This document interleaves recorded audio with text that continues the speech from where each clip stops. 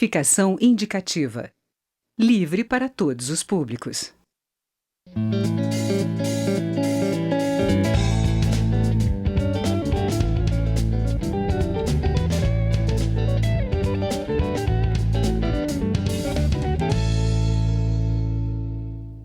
Olá. Comissão Especial da Câmara aprovou a PEC que fixa regras para a remuneração dos agentes comunitários de saúde de combate às endemias. De acordo com a proposta, esses profissionais terão piso salarial de R$ 1.600 para a jornada de 40 horas semanais. Quem fala sobre o assunto é o deputado Mandetta, do Democratas do Mato Grosso do Sul. Ele foi o presidente da Comissão Especial que avaliou o tema. Eu sou Mônica Donato e este é o Palavra Aberta, uma produção da rádio e da TV Câmara. Bem-vindo, deputado. Obrigado, Mônica. Prazer sempre estar aqui no Palavra Aberta. Os agentes comunitários do Brasil inteiro se mobilizaram e lotaram o auditório Nereu Ramos essa semana, né? Como foi o resultado para o senhor? Bom, primeiro, parabenizar os agentes comunitários do Brasil inteiro de saúde e de endemias pela capacidade de mobilização, por acreditar no Sistema Único de Saúde, por acreditar numa atenção básica de qualidade e por dar essa demonstração de cidadania, de vir até a Câmara, que é o local apropriado para esse tipo de debate. A votação do relatório na comissão que analisou o projeto de emenda constitucional, a PEC 22, foi feito de junho até praticamente dia 15 de julho, foi apresentado o relatório, foi feito pedido de vistas coletivo pelos membros, não foram apresentados destaques, o texto é um texto equilibrado e fomos à votação e a votação se deu por unanimidade dos pares, sinalizando claramente para a sociedade, para o país, que é preciso investir em atenção básica, em promoção da saúde, prevenção dos agravos e esse verdadeiro exército da saúde pública brasileira, que chega a quase a 300 mil agentes comunitários no Brasil, que entram dentro das casas, que conversam com as pessoas, que as chamam pelos nomes, que moram dentro dessas comunidades, que têm um deslocamento extremamente barato, porque não dependem do ir e vir, conseguem fazer as suas comunidades com muito vínculo. É nessa sinalização que a gente pretende, que essa casa pretende demonstrar que o caminho é promoção e a prevenção à saúde. Deputado, o piso foi estabelecido em 2014, né? Quase 4 anos de prejuízo. A presidente Dilma, pelo que eu entendi, a presidente Dilma vetou a parte que fala do reajuste. Foi muito infeliz por parte da então presidente Dilma, porque quando nós fizemos toda essa discussão, nós fizemos todo o cálculo de impacto financeiro na época. E esse valor 1.014, que foi uma conquista, foi muito celebrado, foi feito aqui nessa casa com o mesmo formato disso que a gente está discutindo. À época, nós calculávamos um salário mínimo e meio, mais ou menos, que dava 1.014. E colocamos na Constituição e fizemos na sequência a lei complementar, que regulamentaria como seria feita a atualização desses valores. E tínhamos colocado que acompanharia o funcionalismo, cuja regra era a variação do PIB mais a inflação. E ela fez o veto, e esse veto se fez prevalecer. Então, o que foi uma conquista acabou virando um peso, porque ele ficou congelado há 4 anos sem nenhum tipo de reajuste, o salário mínimo hoje já chegando a 980, praticamente mais 2 anos, o que era uma conquista vai ficar inferior a um salário mínimo. Então, por isso, essa mobilização agora para voltar, colocar o reajuste da inflação e da variação do PIB desses anos, chegamos a um salário mínimo e meio novamente, por isso o valor de 1.600, e ao invés de trabalhar com lei complementar, colocaremos nas disposições transitórias da Constituição que, enquanto o governo não fizer a sua regulamentação preservando esse valor, valerá a variação do IPCA. Então, acredito que com isso a gente coloca no local certo e sinaliza para o governo, para a sociedade, de que esses trabalhadores da saúde são os que fazem a saúde. Tem muita gente que acha que a saúde é o computador, é o tomógrafo, é a ressonância, é o aparelho, é a obra do hospital, acha que é coisa concreta, e saúde é o trabalho, é a transmissão de conhecimento, é ar, ela está na categoria dos bens não tangíveis. O trabalho do médico é muito mais de interpretar, pegar o seu conhecimento, trocar, isso é saúde, o trabalho da enfermagem, o trabalho do agente comunitário. E é esse profissional que a gente tem que valorizar. Exatamente. Na verdade, valorizar e capacitar. Pode ser considerado uma economia, já que a prevenção vai evitar... Não tenha dúvida, para cada R$1 gasto na prevenção, você gasta 4 na atenção.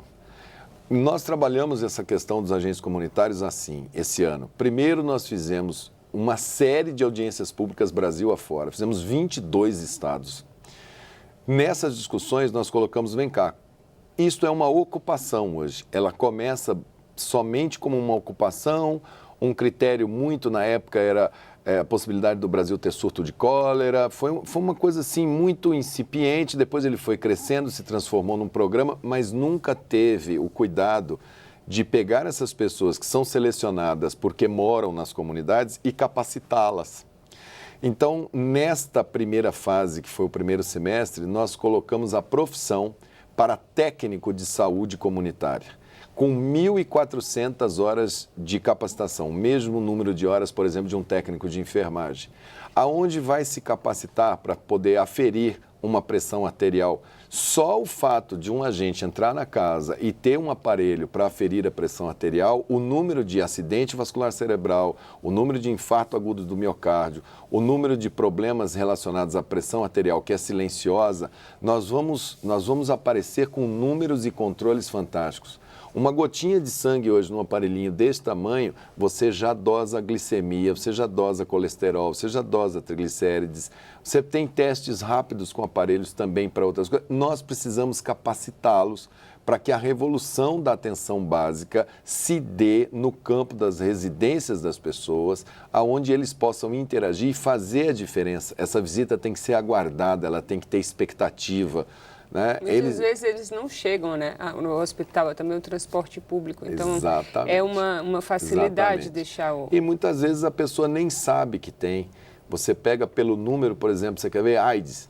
Nós temos aproximadamente 200 mil pessoas com o vírus que não sabem que tem, que não fazem o teste. Ou temos ainda um número que sabe que tem, mas não trata, porque não quer ir no tratamento, porque... Enfim, nós temos ainda um longo um longo compasso para a gente poder fazer educação em saúde e as pessoas perceberem que aquilo é da sua responsabilidade, que aquilo é cidadania e os agentes são peça angular para esse sistema se movimentar. Então, essa PEC, esse momento agora de primeiro regulamentar afazeres, já votamos na Câmara, já terminou na Câmara, já passou na comissão, está no Senado agora, acreditamos que mais 2 meses... o PL. Isso, o projeto de lei dos afazeres, né? Onde a gente coloca a visita domiciliar, onde a gente coloca a essencialidade, quer dizer, não pode chegar... a PEC ela ainda vai para o plenário, né? E a PEC é outra coisa, essa diz respeito ao piso, que é aquela armadilha que se transformou o piso de 2014, que foi uma conquista e hoje é um problema. Essa, nós votamos na comissão, ontem fizemos a reunião com o presidente da Câmara, Rodrigo Maia. Começamos agora a conversa com todos os líderes partidários pedindo a urgência para que se leve essa PEC ao plenário. Temos que votar por 2 votações, porque tem 2 turnos na Câmara e depois levarmos para 2 turnos no Senado.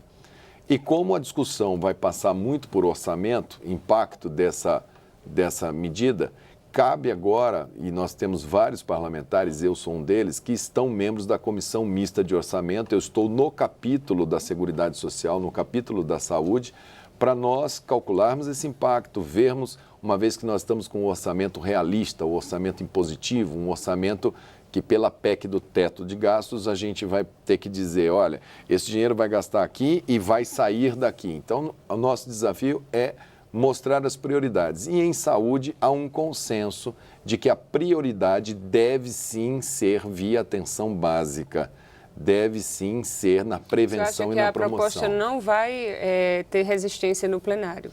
Olha, eu acho que vai ser uma grande oportunidade para muitos parlamentares que quando vão na época das eleições, eu sempre vejo as pessoas pedirem voto dizendo que vão dedicar seus mandatos para saúde e educação. Eu nunca vi alguém falar nada diferente disso, desde que eu me entendo por gente. Então, e segurança, saúde, educação e segurança. Saúde, educação e segurança. Mas saúde e educação é quase um chavão comum. Então, eu acho que vai ser uma excelente oportunidade para que, na hora que nós fizermos o orçamento, aqueles parlamentares que vão às suas comunidades falarem de saúde, poderem falar de atenção básica, poderem falar de que ajudaram a construir uma atenção básica verdadeira através da valorização, da capacitação dos agentes comunitários que dentro desse país tão diverso, tão cheio de contrastes, o agente comunitário do Amazonas, do Acre, da população ribeirinha, do Mato Grosso do Sul, o agente comunitário que está dentro de São Paulo, da cidade de São Paulo, que está na favela no Rio de Janeiro, o do Rio Grande do Sul, eles estão em todas as casas. E eu acho que eles saberão também dizer para as pessoas o quanto que é importante a atividade parlamentar, já que eles também são cidadãos, também são atores do seu tempo. Então, eu acho que os parlamentares vão ser muito sensíveis, basta que nós tenhamos responsabilidade. O que a gente não pode é fazer algo e não mostrar de onde vai sair o dinheiro, como é que nós vamos fazer. Não adianta... Já existe, então, a previsão orçamentária? Já existe a previsão orçamentária. Agora nós vamos ter que atualizá-la porque não houve o reajuste. Se a presidente tivesse deixado o reajuste, esse assunto não precisaria mais estar aqui. Nós estaríamos falando só da capacitação e de levá-los ao nível técnico.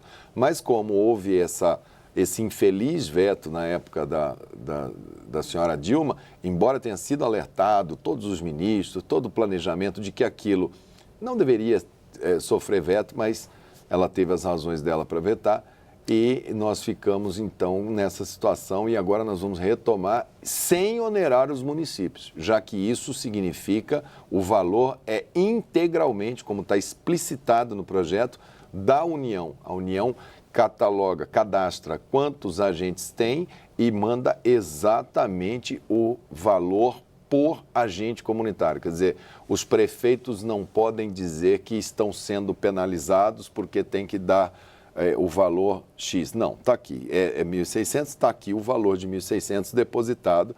O que ele não pode é desviar esse dinheiro para outro fim, que esse dinheiro vai carimbado. A questão da lei de responsabilidade fiscal, né? Que eu vi alguma coisa. Eles argumentam que se eles tiverem que fazer esse pagamento, eles poderiam extrapolar o limite da lei de responsabilidade fiscal. Então, no próprio texto já há o indicativo que para fins de cálculo, já que é dinheiro federal, esse valor fica computado na União e não computado no gasto municipal. Mas o senhor acha que o debate dessa matéria vai ficar prejudicado, tendo em vista a crise econômica e sobretudo, essa discussão sobre o reajuste dos servidores como um todo? Eu acho que aqui não se trata da gente falar de reajuste de servidor. Aqui a gente está falando de saúde. Aqui eu estou falando de um investimento direto. Eu estou investindo 1 para poupar 4.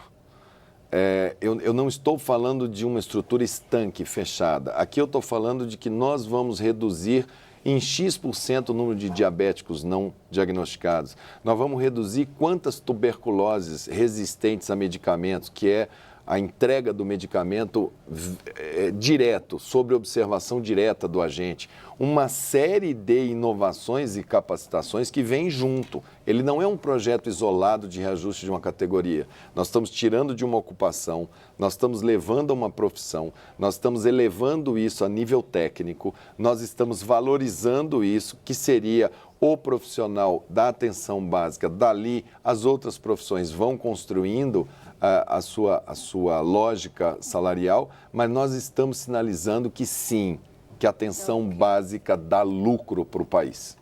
Tá bom, deputado. Muito obrigada pela sua participação aqui. Eu agradeço, sempre bom.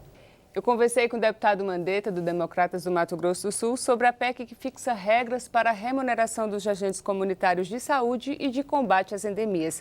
Se você quiser assistir essa ou outras edições do programa, é só acessar câmara.leg.br/palavra aberta. Até o próximo programa.